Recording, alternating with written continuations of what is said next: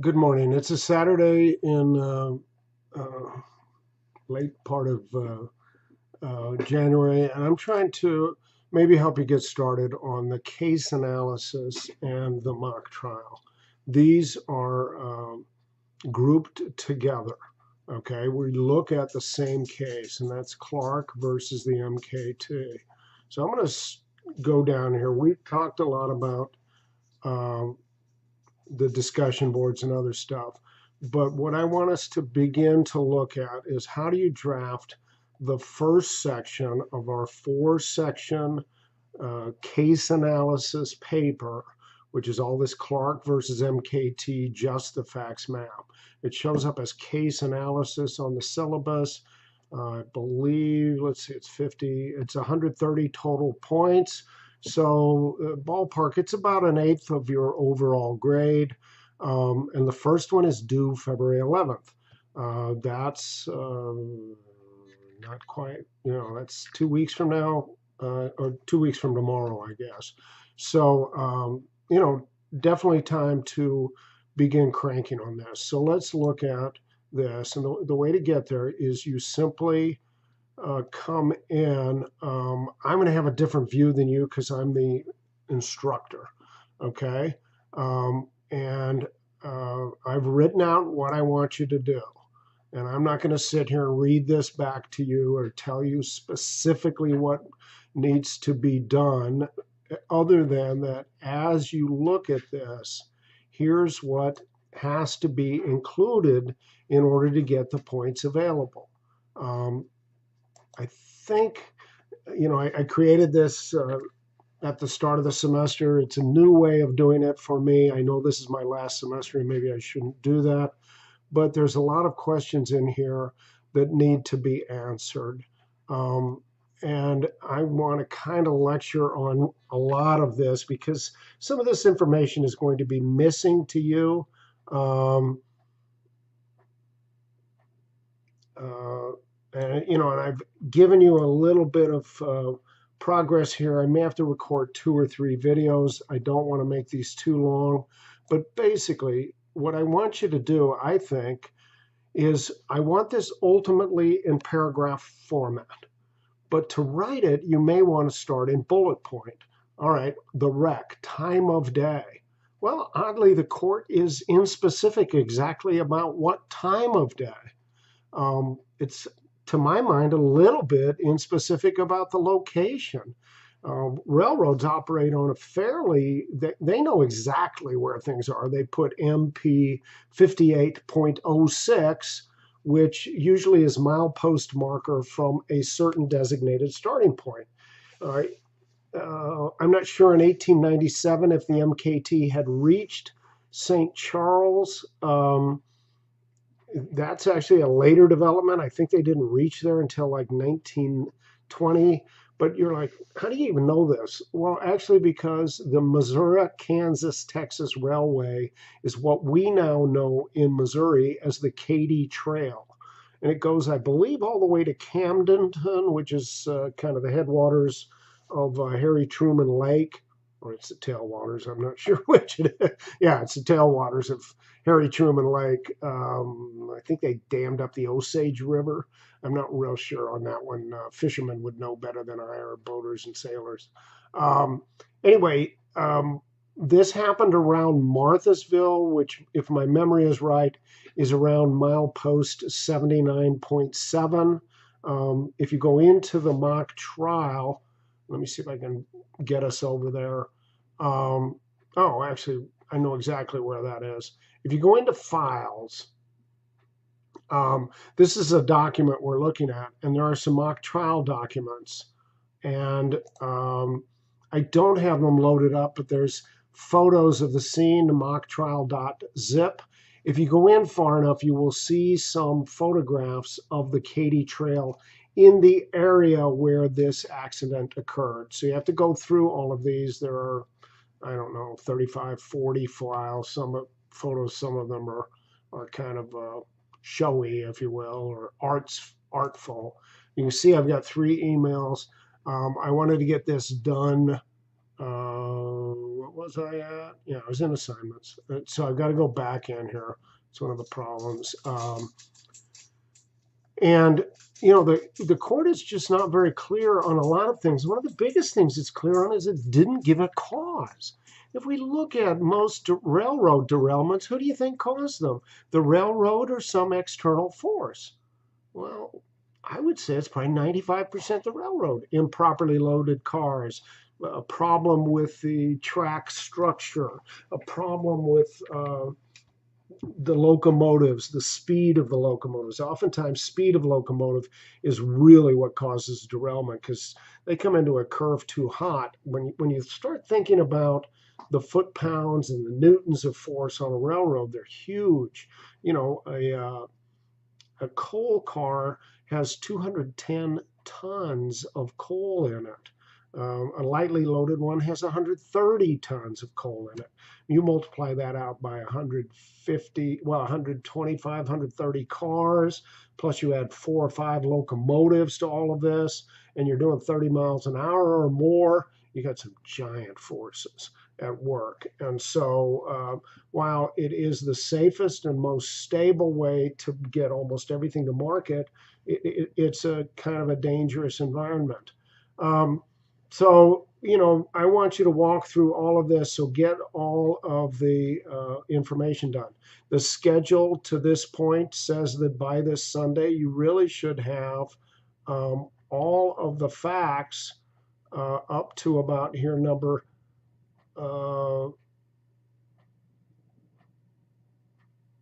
up to about number 8. You really should be finished. And then we start talking about location of the steer. And here I should have been more specific. It should be lone steer because they rounded up most of the steer near the wreck without much incident. And I want you to fill in all of this information from the text. I'm not going to add any more to this. And then I really basically tell you what I want to see. From a grading standpoint, it's probably better that you keep it in this linear fashion. But if you think it reads better or makes more sense in a different fashion, I will try to get through it. I don't believe I give a page limitation on this because some people take longer. Except I said should not be less than 3 nor more than 5 pages long. That's still a rough estimate. If you can pack everything in, if you can get it all done, you're probably going to be at least 3 pages would be my guess. I do want it double spaced, 12-point font. And I say in here, all paper should be double spaced, 12-point font. Well, so let's begin to look at this a little bit from the eyes of the people who are involved. And I'll give you my opinion. Even though the court doesn't specify where the accident actually occurred, where the derailment occurred, if you go out to the Katy Trail near Marthasville and you head east, I can't remember if Dutzow is east or west, Dutzow. If you head east, which is Augusta, I think, pretty soon after Marthasville, the road takes a slight turn to the left and then starts going up into the bluffs. And if you drive the kind of the back way into Marthasville, you'll see that it's really a snaky railroad. It's kind of unusual to see a railroad that is not as straight as an arrow. The Katy was kind of suspectly built. It was a race to Oklahoma. First company there got the right to go east-west. Now I think the Katy was trying to go north-south. There was another railroad that got the right to go east-west. But it was a big competition because at the time, this was Indian territory and the federal government had granted a right. And to get through the Indian territory meant you could get down to Texas. And if you got to Texas, you could get all the way to the Gulf of Mexico, which would mean you could actually get goods to and from Ocean Port. And so Galveston becomes important on the Katy. that's kind of neither here nor there, except that the cargo that they were shipping was Texas steer. And one of the biggest reasons that they built this railroad was to get to the Longhorn steer. Um, to me, the opinion reads like, oh, that's no big deal. And everybody on the railroad knows about Longhorn steer. But if you look at Clark's testimony carefully, he had never really encountered a Longhorn steer. And if you go to Marthasville, you're not going to find any Longhorn steer. You're going to find mostly dairy cattle. There may or may not be some beef cattle, but I'm pretty sure it's all dairy operation out there. We have beef cattle in western Missouri, but it's all the way out near Joplin. I can't think of it. There's a town slightly east of Joplin that's big steer farming country. Most of the rest of Missouri is dairy and a little bit of beef cattle, but not much. And the reason I mention this is that there are differences in the behavior between dairy cows and others, just like there's a difference in kind of, I like to use grizzly bears and black bears. And I guess I should go, let's find a Google example of a grizzly bear, or we could go to Grizzly Adams. Hopefully it'll give us an image, but it's not giving us an image right off of. Grizzly bear, you can see right there. They got a big mouth wide open, but they're also cute and cuddly, like this little one here. There's a certain way you act around, and I love Google because it kind of knows what you're doing, even though it does know what you're doing. If we look at the Katy, it's all out in the rural area. There's not a lot of this that is really built. It's built on the north side of the Missouri River. The UP runs on the south side, and it's actually a preferable track. When the UP bought out the Katy, they basically said, "Hey, we're going to donate this to the state. You guys turn it into a bike trail." The reason it's a bike trail is if we ever need it as a railroad bed, we don't have to do a lot of work to get it back to a railroad bed. But there's a difference in how you handle black bear and grizzly bear. Black bear, the big fear that most of us have with a black bear is actually if a cub comes into our campground, mama bear is not far behind, and mama bear will hurt or kill or maim you if she thinks you are a threat to her cub. And really, she's not going to pause to interrogate you. If you're close to her cub, she's going to think you're a threat to her cub. And mama bear, just like, human mama bear, can be ferocious in defending their children. And so the thing we do with a black bear is we make ourselves huge, we make ourselves big, and we make a lot of noise. And usually what that does is it drives the baby out of camp. And mama bear kid gets 30 feet from you, mama bear's okay. Mama will come in and push the kid away. Get away from these people. They're dangerous. They're humans. Grizzly bear, on the other hand, if you do that with a grizzly, you're going to get this grizzly right here. You're not going to get the cute, cuddly little grizzly or the cute, cuddly grizzly mommy with her cubs. You're going to get the enraged grizzly. Grizzlies only eat live meat. They don't eat carrion. And if you look at the ones that eat carrion, they have special organs that help them deal with all the diseases of dead animals. So you don't want to appear live to a grizzly. You don't go climbing a tree, because if we search down far enough, we may have a picture of a grizzly up a tree. I'm not seeing one quickly, but they can go 60 feet up. They've been recorded. So you go up a tree, grizzly's going up after you because you just said, "Hey, I'm supper." And what is 800, 900 pounds these things are. They're huge, and they're usually hungry all the time because they're out in the wild. There's not a lot of food. They'd love to have a 5 o'clock snack of a human and leave the rest for bears. So what you actually do is play dead. Now, the reason I go into this, and I'm going to, if we go back into the mock trial, there's actually a training spreadsheet that we will talk about. But one of the things we need to talk about is the duties of the railroad. I don't know how to make this giant. How do I make this bigger? We'll just make this a lot bigger. There we go. All right, that's about as big as I'm going to get it. It's not a very good drawing, but it's trying to reproduce sort of a whiteboard. Basically, where Clark got hurt, he's on an embankment, very steep embankment. These two bumps up here are meant to be the rail. So this is a slope, and it's kind of a cross-section view looking east or west. It doesn't really matter. But on the railroad, from top of rails all the way up, we generally have a class of worker called the trainmen who are in charge. From top of rail to edge of property, it's the trackmen. And so if we look at it, the trainmen only operate in this top of the rail position. Let me pause a little bit, or maybe I'll go back a second.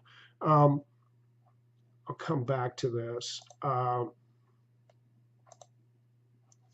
want to see.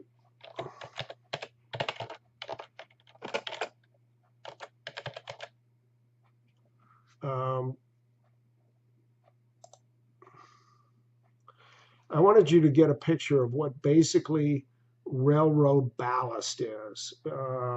Why are there rocks on train tracks? What is the purpose of a railroad ballast? Why stones are laid? If you read all of this, what it's basically going to say is that a layer of stones lets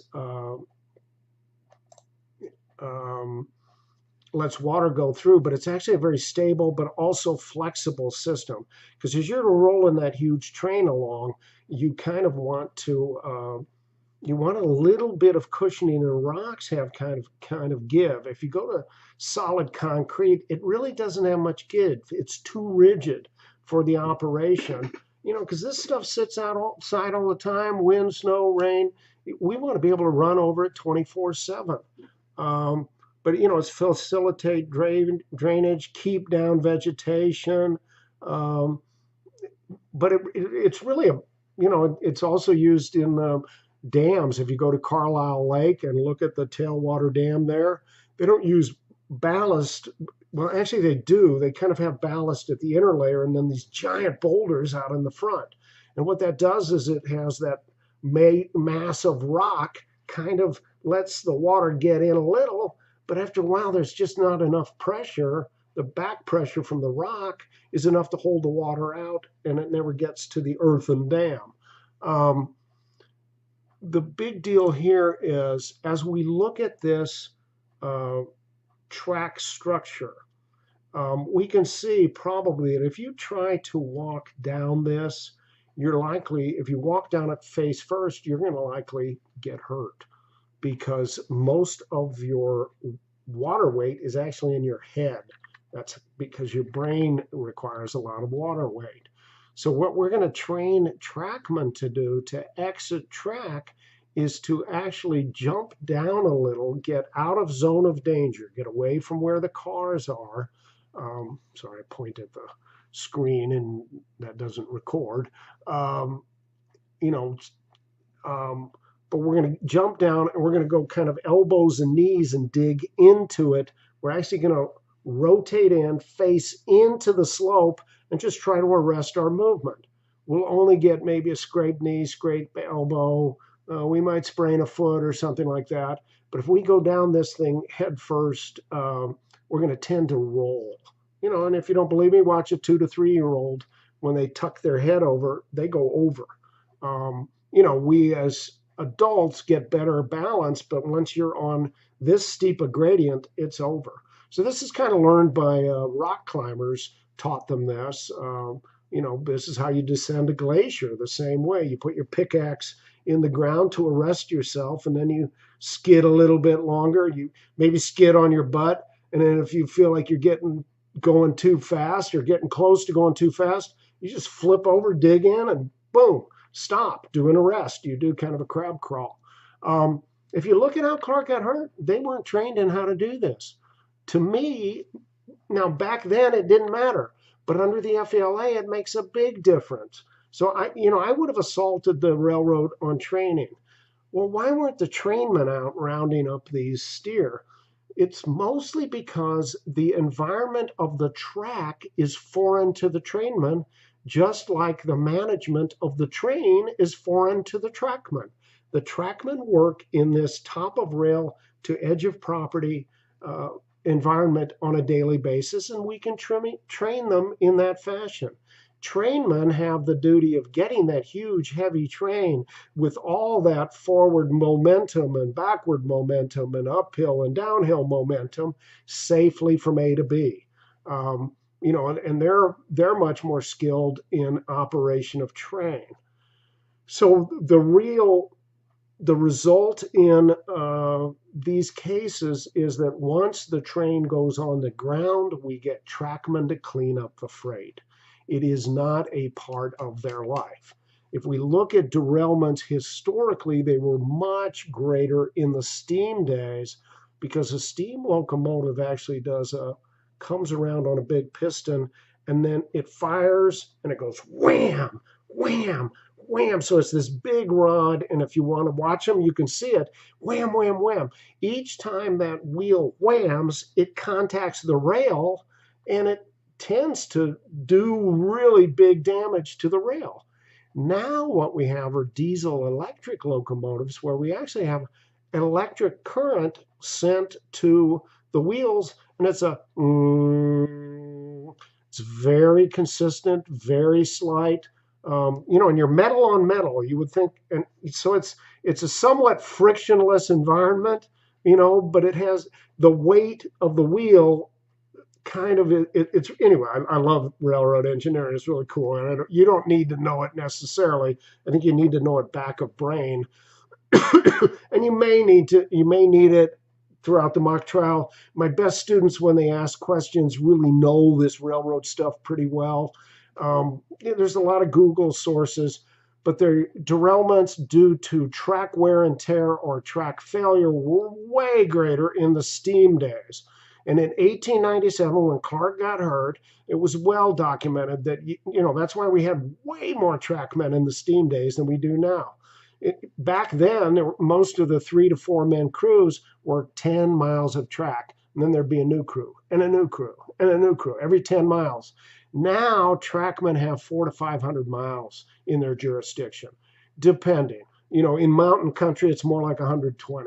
So if you go to some of the eastern roads, the Norfolk Southern comes up and out of the West Virginia mountains where the coal is, much more frequent. Same in Pennsylvania, which is really mountainous. Parts of New York, very mountainous. Definitely the Katy goes through some mountain country, but it's not as severe as the Poconos or the Blue Ridge or any of that. The Appalachian Mountains are a lot bigger deal, much bigger deal out in on the Rockies. We may have train crews on both sides of the pass that are really only dedicated to that side of the pass, and there actually be a fish out of water on the other side of the pass because they may have engineered the track differently. But the deal is we want trackmen out collecting fallen cargo because they're used to working in this kind of wild environment. The trainmen are used to sitting on a train with one another or doing switching and that kind of stuff in a yard or in controlled areas, and they're only on the top of the I got to do one more thing. They're only on the top of the rail, and I don't know, I hope my cursor is showing up. But one of the things we can do, and I am not real good at this, paint is not my forte, but one of the things we could do is actually build, that's a better illustrator all the way through, actually build kind of a little shoulder here. If we had a shoulder that was 2 to 3 feet down that Clark could have run to, we probably wouldn't be litigating this case.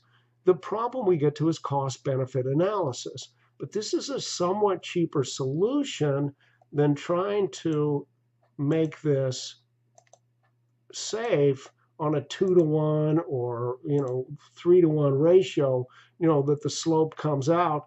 Because I think you can see, assume, I'm going to change color here a little. Assume this green line is edge of property.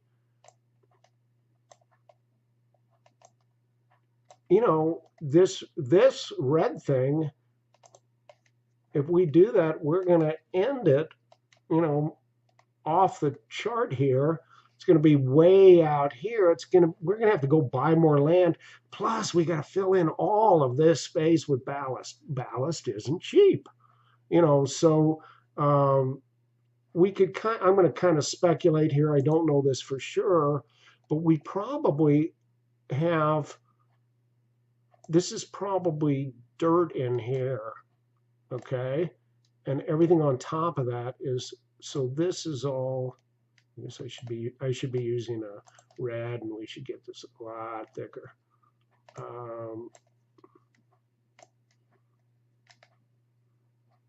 That's probably all dirt, and then all this other space here, and we got to change our thickness. This is all our little rock. Okay, so think that that's all rock. This track environment is dangerous. It's got wild animals. So the railroad has these big duties. We're going to spend a lot of time exploring this, but I wanted you to get some kind of introduction to railroad operations. I'm not sure how many videos I'm going to record, but that's basically my introduction to just the facts, ma'am. Let me back up for a second. I'm going to jump back in here. The reason I go to just the facts, ma'am, is that Joe Friday on the Dragnet series, and if you really want to, I think it was Joe Morgan. It was Harry Potter in MASH was actually Webb's sidekick in Dragnet. They're really kind of interesting. You probably can get them on YouTube, watch one or two.